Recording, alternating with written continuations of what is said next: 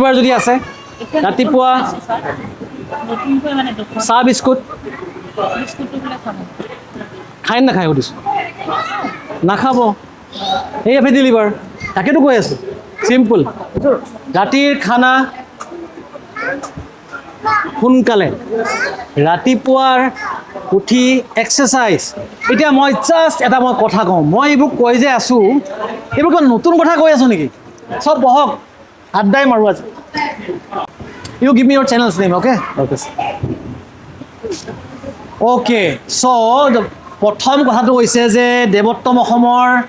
এই যে উস্তাদিবিলাক একৰ পৰা বিশ্বাস কৰক বহুত ডাঙৰ ডক্তৰ নহয়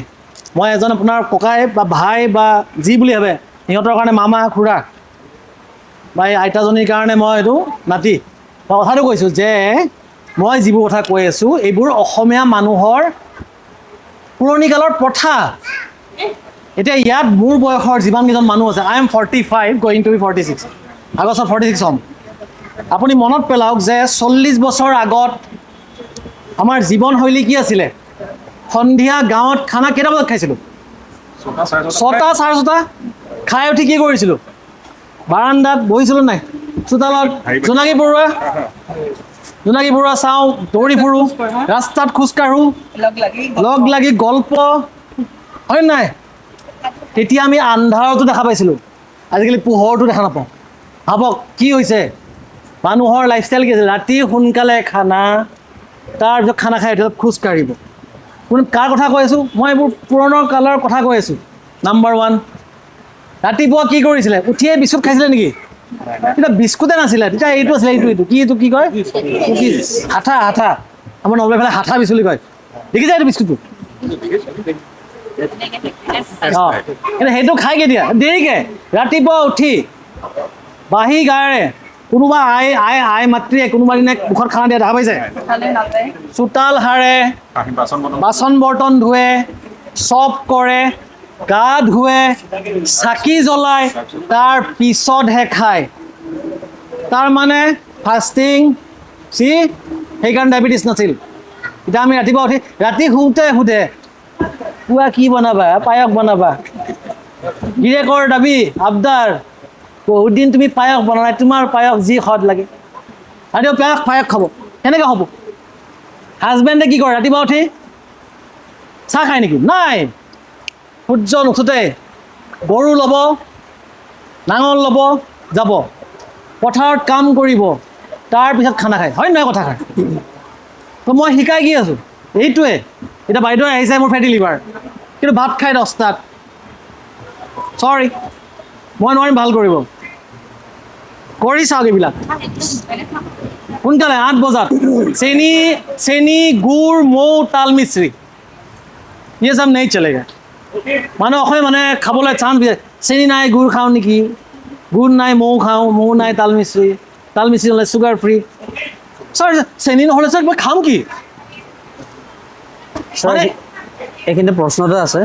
প্ৰশ্নটো মানে আপুনি যেতিয়া যে সৰু ল'ৰা ছোৱালী যে টিফিনৰ কথা যে কৈ আছিলে সেইখিনি টাইমত মানে পিছফালৰ পৰা কোনোবা আছিলে কৈছে আমি টিফিনত কি দিম বাচ্চাক স্কুলত টিফিনত কি দিম চব দিয়ক ঘৰত বনোৱা বস্তু ৰুটি চব্জি মাছ মাংস কণী চব দিয়ক একেটা বস্তু নিদিব মোৰ মতে বাচ্চাটো যদি বহুত শকত কিবা একদম বহুত শকত হেল্ডি নহয় শকত সেইটো হেল্ডি নকয় সেইটো পেটলা বুলি কয় শকত যদি বহুত অস্বাস্থ্যকৰ গম পাইছে কলা দাগ পৰিছে ফেটি লিভাৰ আৰম্ভ হৈছে পাৰিলে ৰাতিপুৱা খালী পেট পঠাওক একো নহয় লাঞ্চত টিফিনত কিবা এটা খায় দুপৰীয়া ভাত আবেলি আহি ভাত খাব ৰাতি ভাত খাব আইদাৰ ৰাতিপুৱা কিবা খুৱাই পঠাওক টিফিন কেঞ্চেল ৰাতি আবেলি ভাত খাব ঘৰত বনোৱা বস্তু মাছ মাংস কণী আজিকালি এই বহুত হেল্থ ড্ৰিংক ওলাইছে নামবোৰ ক'ব নোৱাৰোঁ মই মানে কেমেৰা চলি আছে হেল্থ ড্ৰিংক নিদিব টিভিত দেখা বস্তু দি বাচ্চাক সুস্থ কৰিব নোৱাৰে আণ্ডা ডিম কণী দিয়ক মাছ মাংস কণী শাক পাচলি চালাড চব্জি এইবিলাক বুজি পালে পাস্তা নুডলছ বেয়া হৈছে পৰিস্থিতি তো মই কোৱা কথাবোৰ যদি শুনে হাতে 3 মাহত ফলাফল পাব 3 মাহত ভেৰি নেক্সট বাইদেউ কিমান কৰিলে ওজন তোমালোকে 9 কেজি বাইদেউ 9 কেজি ওজন কমাইছে 9 কেজি সেই 9 কেজি থাকিলে হয়তো বাইদেউৰ এতিয়া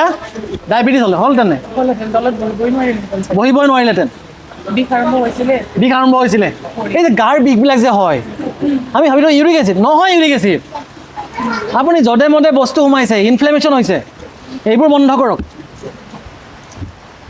বুজি পালে মই এতিয়া জানো আজি ঘৰত গৈ বহুতে মাছ মাংস কণী বন্ধ কৰি দিব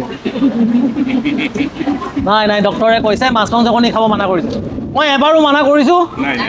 চাব কিন্তু মোক যদি দুখ দিয়ে কিন্তু অঁ আপুনি নাখায় বাৰু এনে নাখায় ন ধাৰ্মিক বুলি নহয় মন নাযায় খাবলৈ নাখায় হ'ব ঠিক আছে কোনোবাই তাৰ মন নাই বেলেগ কথা কিন্তু মই মানা কৰা নাই শাক পাচলি চব্জি চালাড চব খাব ডায়েবেটিছ হ'লে আলু খাব পাৰি নাই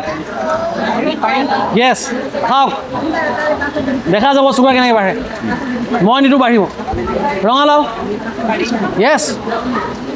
যিটো বস্তু চিধা ভগৱানে দিছে সন্দেহ নকৰিব আলুক সন্দেহ কৰোঁ চিপছ খাওঁ বিস্কুট খাওঁ হে